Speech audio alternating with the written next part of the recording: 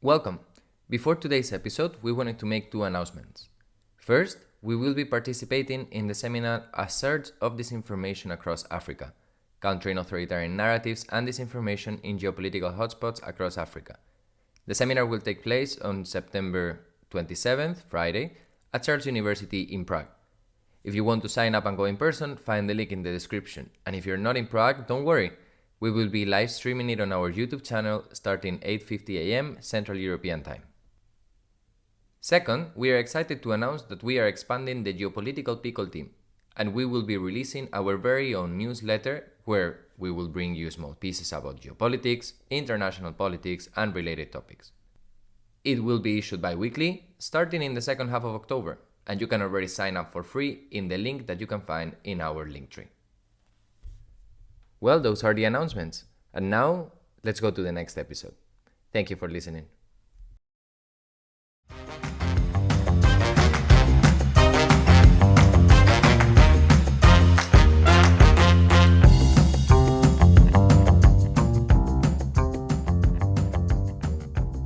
Hello everyone, and welcome to a new episode of the Geopolitical Pickle. My name is Juan P. Muñoz, and as always, I'm joined by my colleague Ronan Wordsworth. How are you doing, Ronan, today?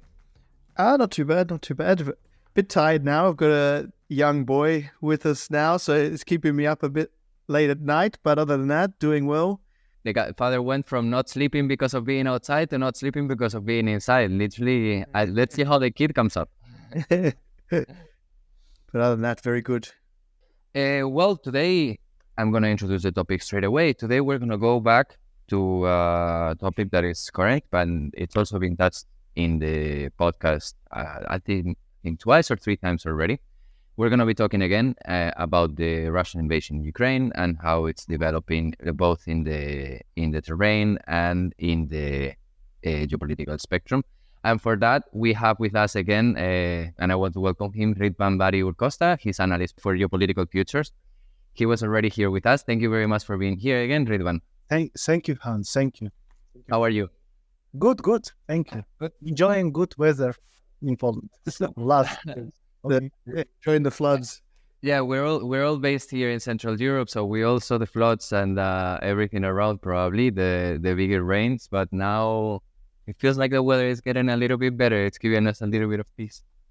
Okay, then I think we can jump into the topic straight away. Ridvan, you were here some months ago, I think before summer, and we were already analyzing how was the development in the terrain. Obviously, the situation has changed a little bit. So I would like to ask you a little bit of an introduction of how has it changed in the front line in itself in southeastern Ukraine. If there have been any major changes in the past, let's say 5-6 months. Thank you for invitation. So I would start exactly from the 5-6 months because you are. I think it's correct even in terms of the speed or let's say pace of the war in Ukraine, because exactly 6 months ago happened. I would say that the most crucial event after Bakhmut. Or if from the, I would say that like before we had two major events that were shaping the war. It's Ukraine counteroffensive and Bakhmut. So, but exactly 6 months ago happened when the event, when it was like it's presented as a very like a sort of very big victory and serious breakthrough on the front line when 6 months ago, Shoigu met with Putin. It was like a tete-a-tete meeting, and he said, we took Marinka. Yeah. But after it was, because I see interconnection, and after they started the operation in Avdiivka. So when they started the operation in Avdiivka, slow move, eventually what we have right now, it's this kind of crisis situation, or sometimes you could hear the voices that it's a catastrophic situation. I wouldn't call it catastrophic situation, but I would say it's a difficult situation, but everything is happening due to the operation which we still on the way, this Avdiivka operation.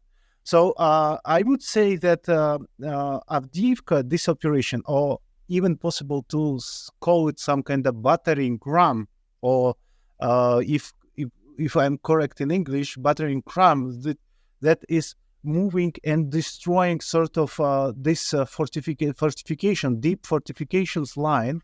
So, and I would call this kind of this operation, Avdiivka operation, as a first since the Second World War ever this kind of deep operation. If you heard in Soviet military doctrine or Soviet military tradition, they have such concept as a deep battle and deep operation, and it's exactly when it's happening within positioning war. So we are witnessing right now positioning war, and the Soviet strategists, they propose this kind of theory of deep operation when you can conduct the operation, offensive operation, at the stage of positioning warfare. So we right now see the advance about from, if we speak about within this within period of 6 months, a quite serious advance in terms of the Donbas. This was a war zone, and of course not in terms of the entire Ukraine. It's too tiny piece of land. But in terms of the Donbas war zone, it's serious advance, and Russians about less than 10 kilometers from Pokrovsk. Russians started flanking operations in different directions. Now, within a couple days, a couple days ago, they already almost took Ukrainsk, but yesterday in the evening, the reports were saying that they already took this city. And they are moving. Of course, they are trying to create some kind of or conduct some kind of pincer strategy, but so far Ukrainians were really avoiding this kind of this strategic or operational traps from Russian side. So Ukrainians are quite smart enough to avoid that. But we see that that Russians move in Ugledar direction, in Pokrovsk direction, in Kurachovo direction. Now they cross the canal on the Chasov Yar direction, and even some moves happened in Kupiansk. So, but the major battlefield right now, I would say, it's battle between Ugledar and Pokrovsk. So it's 3 major cities. Pokrovsk, Kurachovo, and Ugledar. So, and if Russians would manage to occupy these areas, we are going to witness sort of shortage of front line. So, generally speaking, Russians are moving every day, but this kind of catastrophic situation, when started in the Western media and Ukrainian media, they started to report that Russians already approached to Pokrovsk. It has not happened, but despite that, the Russians are still moving and still trying to occupy as many as is possible to territories in Donbas. But at the same time, we could see that southern direction is more important. So it's like a Donbas more important than Kursk, but at the same time, within Donbas, the southern areas like Ugledar, Kurachovo, it's more important. Plus, I would add that there is one specific feature: it's easier to take. So because it's easier, so it's logical. Maybe Ronan can add from his perspective, but it's exactly what I see right now. What's happened in Donbas? Yeah, I think if we look, especially as you said, in Western media, the reports that we're seeing are mostly that there is this steady advance of Russia into the east of Ukraine, which is struggling to be contained. I mean, as you say, it's not necessarily rapid. There hasn't been a catastrophic collapse of a front line at all. However, it's a slow, steady advance, the kind of which we haven't really seen Russia succeed in since the start of the war, which I guess has been raising alarm bells for Kiev. How are they going to halt this?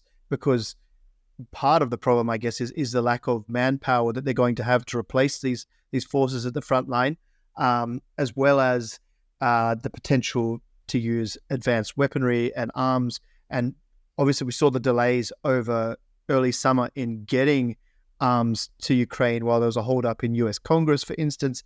And even though these things have been passed, then the delay time comes into getting the logistics to the front line. And you see this lag time months down the line where there's this net effect of steady Russian advance. And I think for me, this is part of the reason why, which we'll touch in a minute, why there was this attack from Ukraine into the Kursk region of Russia and saw some Russian territory be occupied for the first time since World War II. I think this is kind of a direct response to this front line being unable to be contained in the east, having to open up a new front and try and divert some of Russia's resources away from the east, away from that front line where I think from the reports that I've read, it's kind of like as you said, a battering ram, but also I guess you could call it a meat grinder, because I think from the start we've seen some indications that Russia is losing significant numbers of troops.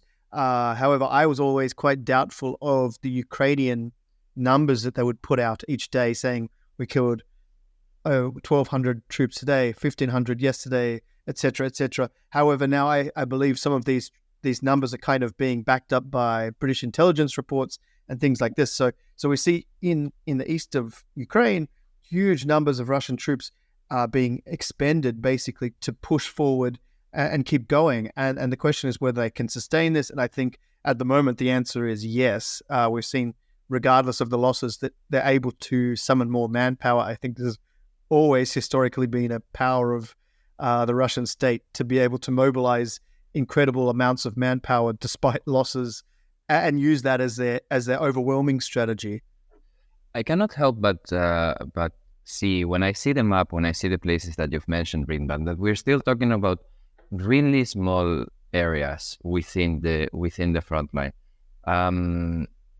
Is this, in case of a breach, for example, in this area, in the area of Vuhledar, that would not represent a full breakdown of the Ukrainian defensive line? Is this how decisive, how much important it is to maintain this front line where it is right now, town by town?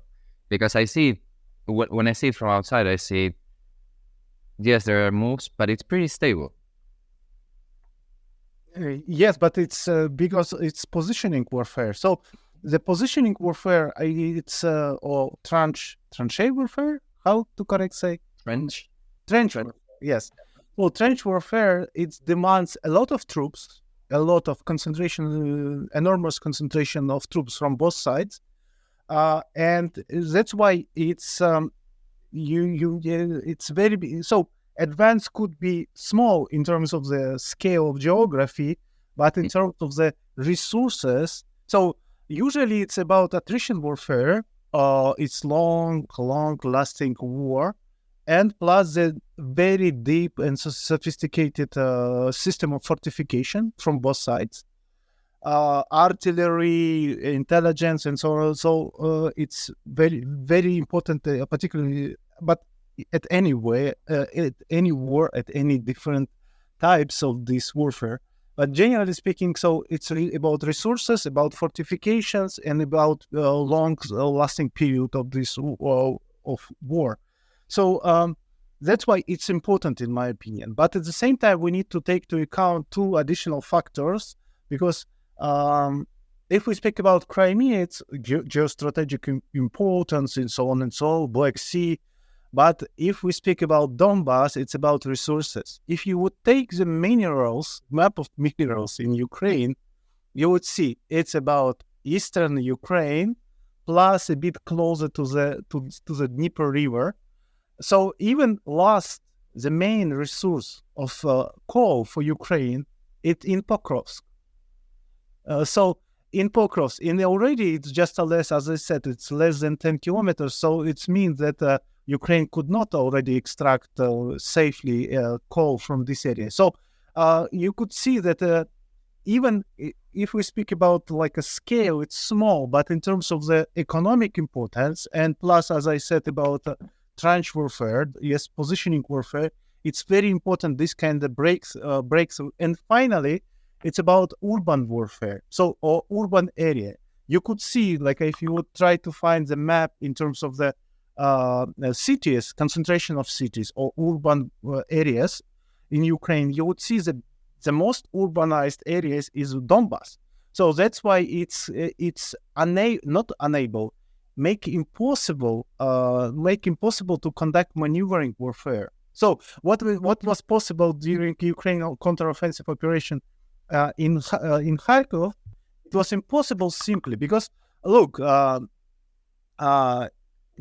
you would make it. So that's why people saying a lot about Crimea that we can go to Crimea direction, because everyone understands you could not easily take Donbas area. I mean, retake for Ukraine. So because it would require enormous resources, as Ronan already pointed out about resource manpower, resource consumption of this kind of war. So so that's why I think it's very, very important despite anything. And plus, if you would check behind Pakrovsk city, behind Slaviansky Kramatorsk, it's on the north from Pakrovsk, you would see that it's only fields almost until the Dnieper River. So, and it would create serious situation. And plus, we should understand particularly like a geopolitical consequences. So far the war is like a stick or fix it on Donbas. It's hard to imagine that any European country would send the troops openly. But if there was this spillover effect would have extend beyond Donbas, because everyone understands. Prigozhin said exactly almost 2 years ago, he said his formula was like that. If we are going to break Donbas for the Ukraine resistance in Donbas, the only stop is waiting for Russian troops is Paris. So, but his concept was was about that. So that after urban area, it's only like a fields. Of course, it was like a simplification, but in terms of if we speak about Ukraine, yes, after it could be very dangerous.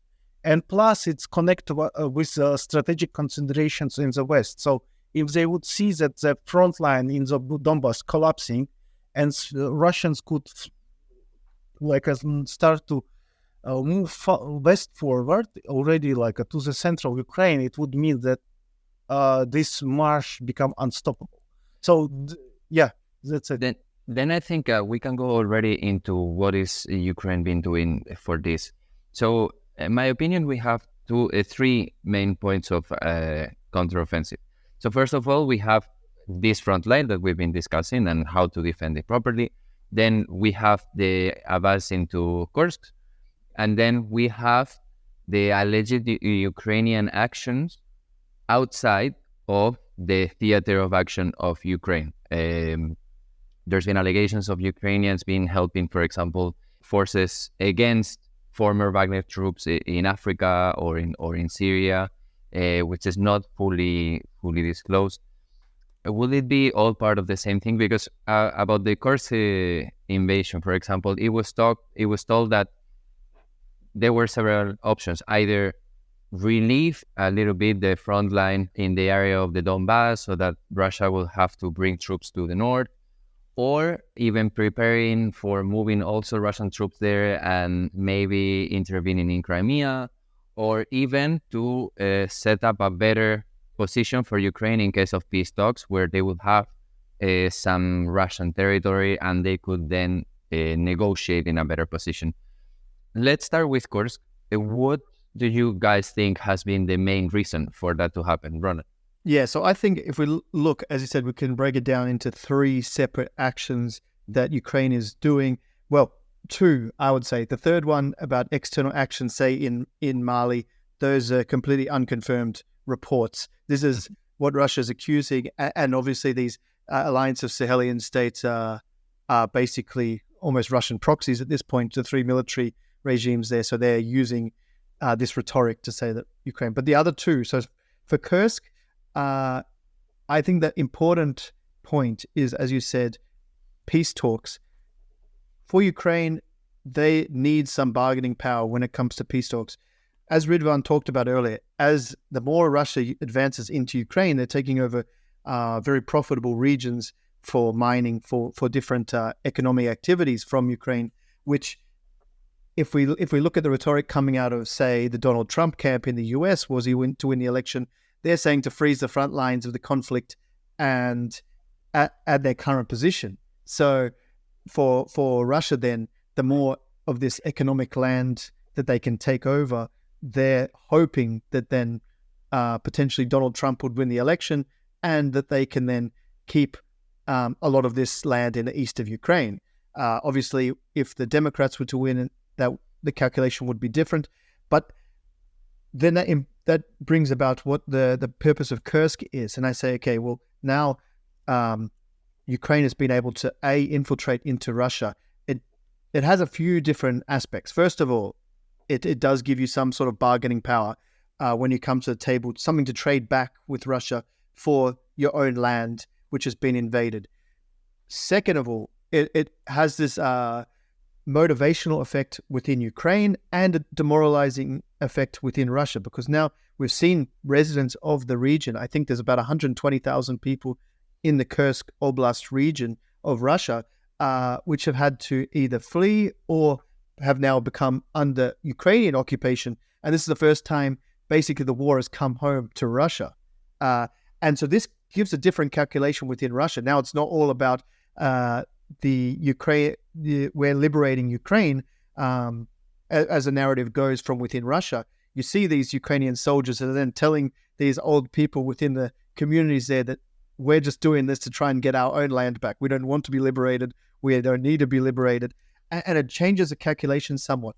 And then the third major effect, in my opinion, is it proves, the idea at least, was that it could prove to Western backers, be that the EU, be that the US, that have supplied significant amounts of weaponry and arms to Ukraine, that they still have fight in them, that they need this continuous flow of weapons so that they can keep taking the fight to Russia. Because as we saw earlier in the summer, as I mentioned before, the biggest threat to their defensive operations would be a loss of this supply of arms from the West, because they're not in no position to do that themselves at the moment, despite having some sort of increased production in military arms as well as drones and other things. And there is still heavily reliant on Western arms flowing into Ukraine to be able to resist the constant bombardment and attacks from Russia. So I think the Kursk operation basically was a calculation, because, I mean, when we look at it, they used some of the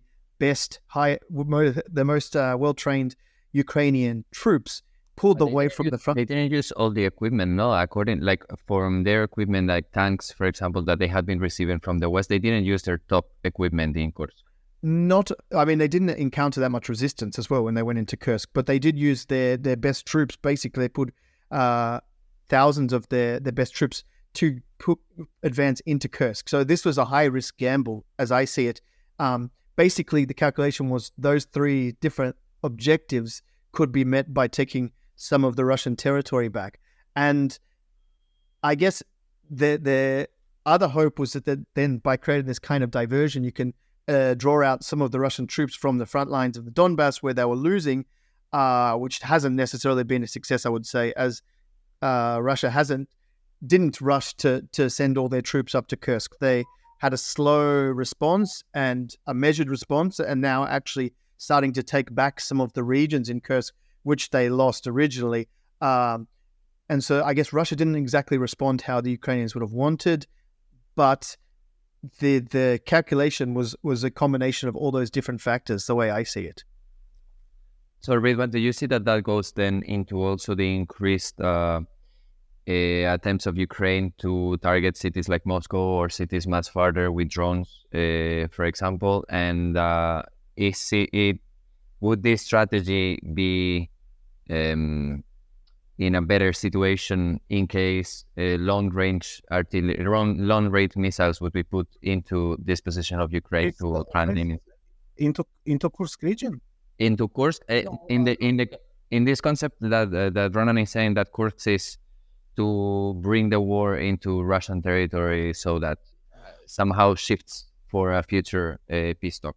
Yeah, I don't remember where it was published article for geopolitical futures or strategy and future, but in 2022 I remember I wrote this kind of article and actually predicted that almost entire European area, let's say from Rostov-on-Don, or let's say from the Novorossiysk, from the Black Sea area till the Moscow, and even farther into the north, it's going to be a war zone.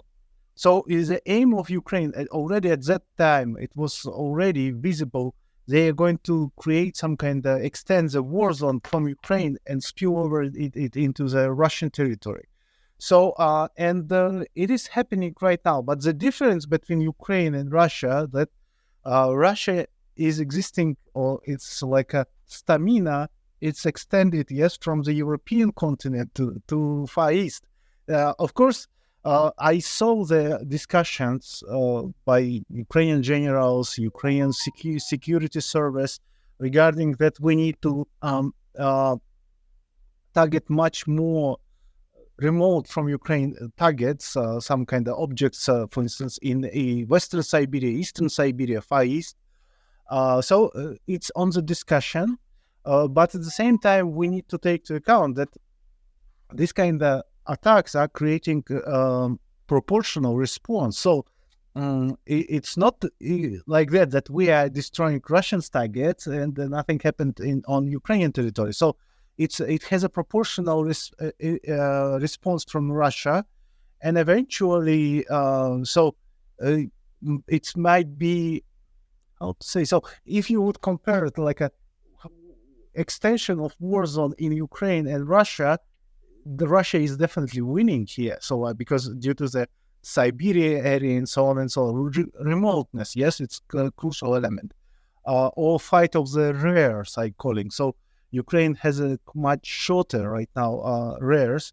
That's why I was against the idea of Kursk of offensive operation, because we discussed this with Ronan many times, and Ronan was very optimistic. But in my opinion, because I have a friends from northern Ukraine, I mean this region, it's called Severshina. It's Chernigov, Sumy. So I was against, because this area was part of Ukraine's deep rears, I would say. It's like a part of Ukrainian economy, like it was supporting Ukrainian stamina, resistance, cohesiveness. But now the war, it's already covered up entire Sumy region. So what I see, the Sumy region, Sumy city, it's very big city, and this extended. So just imagine that what if we, because Ronald was pointing out about that manpower resources. So we have a competition of manpower. We have a competition of military industrial production. We have a competition of, let's say, informational warfare within narratives.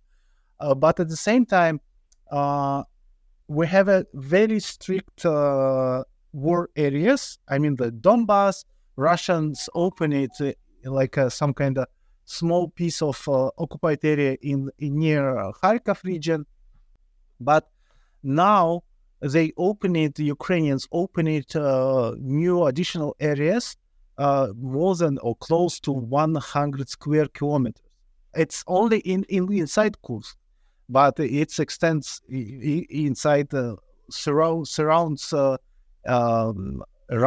let's say, around Sumy city. So it's very big challenge. So I now, and I agree with Ronan when he said that it's sometimes you could exhaust yourself with such when you're stretching this kind of war areas. So this is it's going to be a very big challenge. And yeah, so I would call it situation right now in Kursk region. You were asking me about Donbas, but I would say in terms of the war in Kursk region, I would say it's mishmash, counter operations. So look, we had a offensive operations of Ukrainians, which managed to conquer almost 1,000 square kilometers. But at the same time, they have not achieved breakthroughs. They managed to take the Sudzha city, but they haven't reached the nuclear power plant. They haven't taken Korenevo city. It's additional. It's even bigger city, if I'm not mistaken. And plus, they haven't not managed to create bridgehead. Bridgehead, I mean, like what Russians did, because what Russians first, when they took areas in Kharkov region, they immediately started to create this system of fortifications. But with such overextended areas, because it's very serious challenge, as I said, yes, this kind of land, yes. In terms of the Russia, even the Ukraine, it's not big area. It's totally, you need to zoom in several times to see that small piece of land which was taken by Ukrainians. But so we have an offensive, Ukrainian offensive, now Russians offensive, and again a counter offensive operation by Ukrainians, which trying to target Russian rears, which attacking Ukrainian positions in Kursk region. So it's total mismatch. But again, what I see, some reports, of course, open sources, composition of Ukrainian and Russian sources. Ukrainians are taking both taking some kind of experienced forces from Donbas, but it seems that the Ukrainians are taking, and this Kursk operation has impact on situation on Donbas, because even I saw some reports that Russians started to feel that the concentration of Ukrainian forces become less in some areas, and so that's why. And plus, there's one particular moment. Sorry, Ronan, I'm already finishing. There's a particular moment that I know this from open sources, but from the, let's say, middle or low level officers, so which published some kind of assessment situation with in Kursk. They reporting that they started to receive not experienced or recently mobilized soldiers, which are not so motivated. So I would say, as I said, it's mishmash. Idea was very good, but at the same time, this serious minus that they have not managed to create the bridgehead, because maybe the Russians really didn't know what to do, and that success which they achieved actually overextended Ukrainian capabilities to control this area. So, and now it's consuming resources, manpower resources from Donbas. But as I said, Donbas is priority. Donbas is priority for the Russians. I remember that one of the Russian strategists, like a Svechin, he said that the success of the war is lying, of course, the talents, art of war, but correctly set aims of the war. So the goals must be correct. So far, what we see, the Russians has not changed their goals. Some correlations were from Odessa. Now the Putin said about this kind of constitutionally recognize these occupied areas. So, but they are strict. Crimea, Donbas. Yes, no. Then that's a miss. Then in the Ukrainian side, not having like a clear goal. Obviously, the goal is to retake the entire left wide of the territory. However, from the military perspective, this, as we are discussing, is quite complicated. So I assume that peace talks or like negotiations that are favorable for Ukraine can be an option. And then let's start talking about this, because we've already talked, and I think I was going to ask you about the manpower, but I think it's pretty clear that from what you've said, that both are lacking that manpower, but clearly Ukraine, because of the smaller population, is in a worse situation there. Although I've been reading articles that, for example, Russia was struggling to draft people into the military. They were like raising their payments and so on, but still they were struggling. I would like to talk a little bit about the peace talk processes that have been happening and why have they been failing so far. First of all, the attempt in Switzerland, where Russia was not there, China was not there, Latin American countries, African countries didn't go because Russia was not invited. So that one was flaw. And even now, Germany's chancellor has said that without Russia, there is not really like peace talks going forward. At the same time, there's been attempts from China to bring both to the table, to bring both Russia and Ukraine to the table, but they haven't been fully materialized. How do you both see this future of the peace talks or potential peace agreements? Do you think that it may come soon? We know, just to put a little bit of context, we know that during winter, the front line is going to freeze again, just because of the terrain conditions. There's still some months to go, but obviously there's still, that's going to be a situation.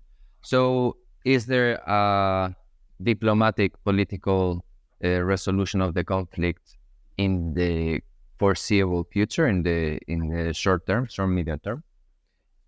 I can start, I guess. I would just say, for me, I would say no. And I outline a few reasons why I think that at the moment. If we look, we saw the British Prime Minister Keir Starmer in Washington last week, meeting with Joe Biden, requesting on behalf of Ukraine, for instance, to be able to use long-range European-made missiles to strike in Russia. The reason Ukraine wants to be able to do this, I believe, is partially to be able to basically, in a tit-for-tat kind of way, hit civilian infrastructure in Russia, the same way that they're getting hit within Ukraine continuously. And then through that, try and divert Russian attention within their own territory, and then use that again as a means to come to the negotiation table. That's potentially how Ukraine sees it, but I do not believe that Russia will see any strikes within Russia in the same way. So the idea behind doing this is to try and bring them to negotiate. I think it will probably have the opposite effect. We've seen Putin himself be very categorically clear that he will consider this direct involvement of the West in the war. And I do believe him when he says that that's his belief.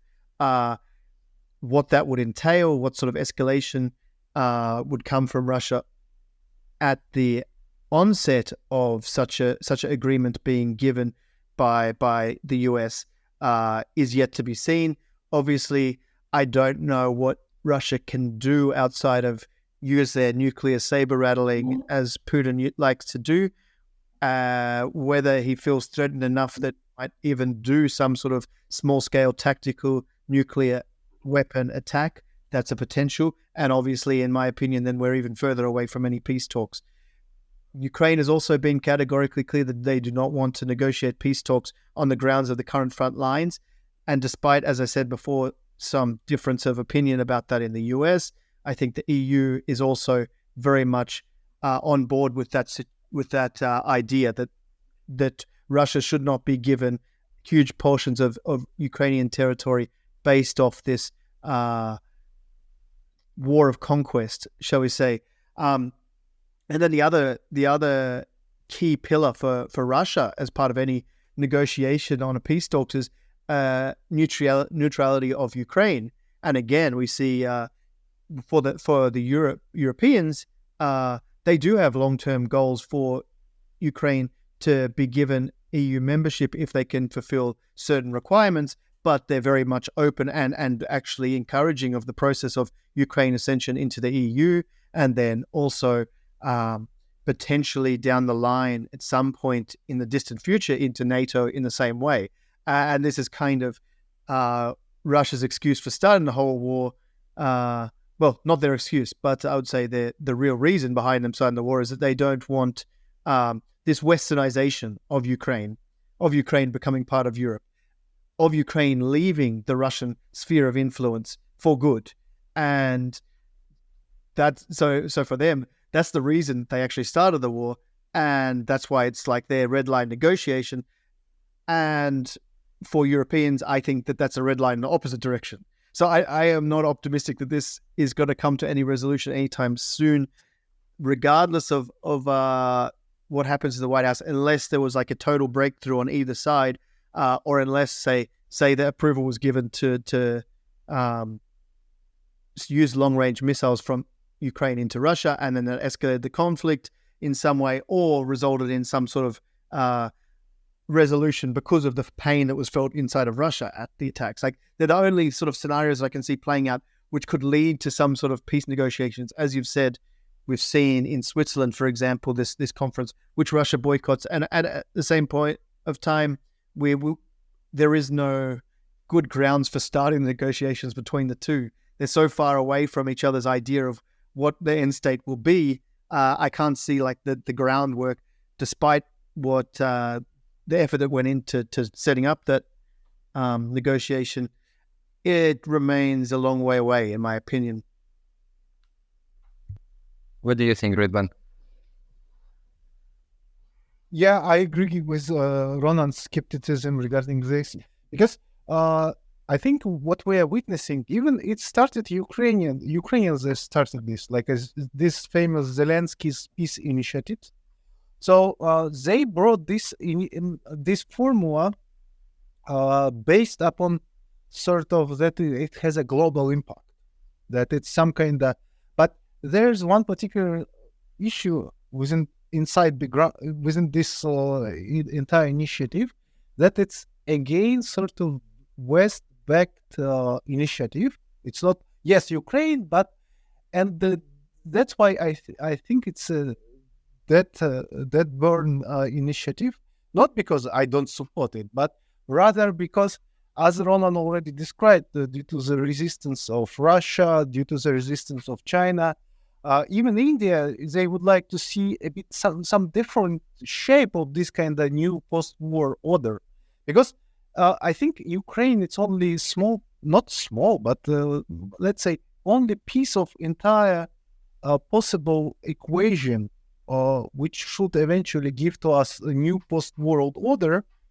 sort of new Yalta or something like that, whatever we can call it.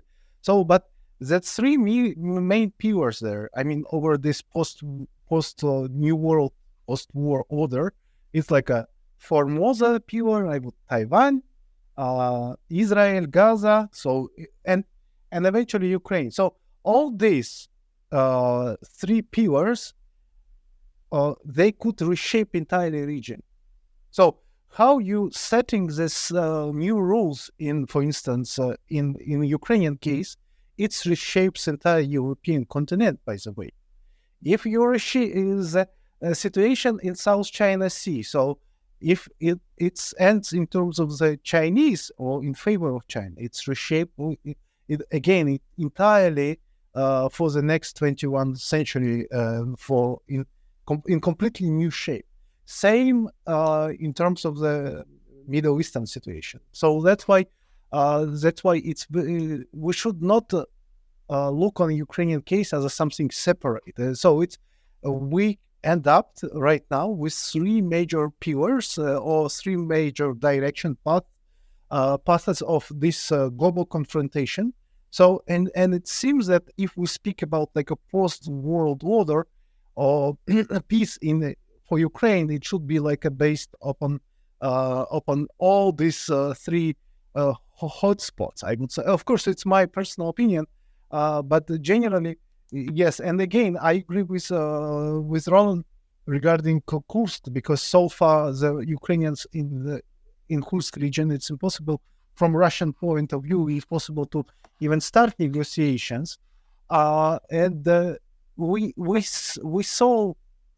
So as a basic idea, it's neutrality again, because Roland was pointing out this. Who is going to provide this neutrality? Who? So if we speak about, because in this new possible vice president of United States, Vance, in an interview he said, we are going to speak with Russians we're going to give to them this occupied area, but rest of Ukraine is going to be part of NATO or something like that. But why Russians needs to start negotiations if they know that rest of Ukraine is going to be part of NATO? So it's already that even if we speak about like this possibility. Plus, here is a Belarusian case. I mean, Belarus, this so-called president of Belarus, Lukashenko, he many times said that in case of entrance of rest of Ukraine, non-occupied Ukraine, yes, into the NATO, Belarus would be sort of balcony. From one side, there is like a Baltic states. Here is like a Western Ukraine plus Central Ukraine. So it would be total, temptation for the West, he says, to take. So, and that's why we could not allow to entrance of even Western Ukraine to the NATO or to the Western sphere of influence. But anyway, Ukraine is already part of the West, I would say. But again, we see that the war started for Crimea, but eventually it's like the general perspective or projection now says that the war, if we speak about peace, is that it's going to be defining idea behind idea of peace. Who is going to control the West Ukraine? So this is an issue because Ronan was pointing out about neutrality. Who is going to provide neutrality? So if the West would not be able to provide neutrality, who? China, some other Turkey or so. So, but it would mean defeat for Ukraine, for the West, for NATO. So I don't see like in horizon any like impossible future, any positive scenarios. I'll talk about that one. What do you think? Before we finish, have you got any opinion now? Have you heard all the discussion? It's clearly difficult. I do see China stepping in as a mediator in this particular conflict because it is a country that still has good relations with. Among the countries that may be on Russian side, is still a country that has good relations with Ukraine. Ukraine has accepted a couple of times entering in talks in China with Russia, and I think it would still be the economic power that China can exert in the area and in the world. It still can put them as a mediator. Therefore, what I wonder there is how, because I understand what you said, but that would be that the West would take this as a loss. I don't think that would be a loss because I mean in the scenarios that you're painting, I was going to ask you, my last question was going to be, okay, as of now, how do you see this ending? And I don't think there could be a decisive ending. In my opinion, the only end at this point, we're too far into the conflict to not have a negotiation that still, in my opinion, is going to be temporary. This problem is going to be still there, but having a grantor that is where Russia is dependent on China for many things. Therefore, they would accept terms that are signed with China because they are dependent on China. At the same time, Ukraine would be still backed by the West in their defense, in their integral defense, for example, maybe even rearmed, or the support would still be there. But at the same time, I only see China as a real grantor because I don't see India having that sort of diplomatic approach. Turkey is still NATO, so even though they have relatively fine relations with Russia, still NATO, so it can still be seen as someone that is on the Western side, although we can argue about this. So yeah, that's the only way forward that I see it. The only way forward that I see is a third party that enters the negotiation table and that hosts the negotiation. Because if not, I don't really see how can this end. I mean, the only other option is attrition war, and in attrition war, sooner or later, Russia has more population. Russia, yes, the West can still provide Ukraine with with weaponry and with more advanced systems and so on, and they can maybe impact in the closer to deeper, in Russian territory. But that doesn't really give you a decisive victory in any time. But so the one thing I would say is, as you said, there is definitely a possibility of a negotiated settlement. I think mine and Ridvan's boss, Mr. George Friedman, has been advocating for this as the resolution to the war for a long time now. I do think that is a possibility. I think it's unlikely. I think the more likely scenario is some sort of frozen conflict. We saw a lot of this was set off because there was an ongoing, I guess, cold conflict in the east of Ukraine, in the Donbas and the Donetsk and Luhansk regions of Ukraine, where there was the Russian-backed separatists fighting the Ukrainian forces in those regions. Obviously, at a much lower scale than it is now. However, at some point, we've seen the Russian economy is very much heating up. They do not have unlimited resources in terms of both manpower and arms. They do have enough to keep going, but there will be a limit to the strength that they can bring. And the same point, at some point, the same situation is going to be true for Ukraine. So if there is no negotiated settlement, then the most likely scenario for me, and this is just in general, I think the most likely scenario is some sort of ongoing conflict. We'll see basically these regions that have been occupied by Russia, not recognized by the international community as Russian, but be effectively de facto Russian territory, and the front line basically be there where there's not a huge exchange in land or in going forward. However, the conflict will still be considered an active conflict for all intents and purposes. Yeah, I'm really alarmist, I would say, because I even sent to some European politicians and some generals like a proposal to create sort of new Eastern Wall. If you remember Eastern Wall, it was like from Kaliningrad, not Kaliningrad, from Leningrad to almost Leningrad. Let's say from Baltic area to the Black Sea. It was like the project of a system of fortification which was built by Germans. And on Ukrainian territory, it was passing through exactly from current, let's say, Kursk region through the Dnieper River until the Black Sea.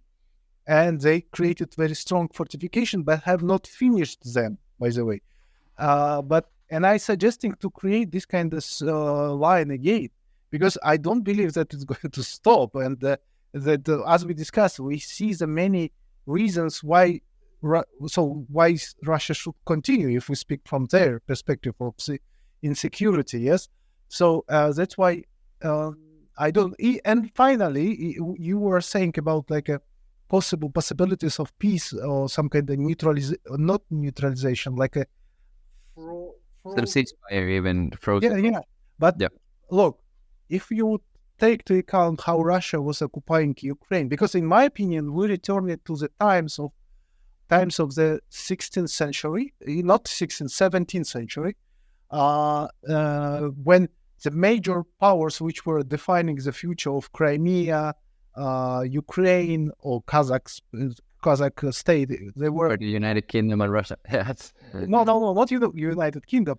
Oh, sorry. That Rzeczpospolita, Poland, with participation of Baltic nations, Russia, and Ottoman Empire.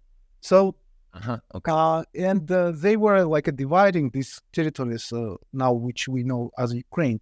So, but the main idea is that we returned to this kind of times, and Russia was occupying this all piece by piece, step by step. So they didn't swallow up immediately like a Crimea and so on and so on. It was like a crouching strategy. Per 10 years, they were grabbing some land. So even this would be beneficial for Russians, unfortunately. So that's why I'm saying I am alarmist. Yes, thank you. Okay, then I think I'm thinking that this conversation could lead to some more wider debate on like the actually current situation, because I can see also parallelisms with conflicts that were happening during Cold War between one of the great powers and then states in their periphery that would get stagnated there for a longer period of time. Obviously, we're in different times, but I cannot help but think about conflicts like Afghanistan or Vietnam or Lagos, where a big power entrances there, and everyone thinks that we're gonna end in nuclear apocalypse, but in the end, it turns out different. So maybe it would be interesting to think about it, have a little bit more shorter chat, because I believe that you both have to go. Correct. Therefore, I would say for everyone listening, get in contact and let us know what you think of our opinions and give us your own opinions. We'd love to hear them. If you think that Viktor Orban might be the savior and Hungary could be the rescue, then I'd like to hear that as well. But whatever your take, we really enjoyed the conversation today. Thanks very much, Ridvan, for coming on. Welcome. Thank you. Thank you both. And well, this has been another episode of the Geopolitical Pickle, and we will be back soon. Ciao, ciao. Cheers, guys. The Geopolitical Pickle is created by Ronan Wordsworth and Juan Francisco Muñoz. Follow us on Instagram at The Geopolitical Pickle or Twitter at The Geopickle for more content, and follow us on every podcast platform.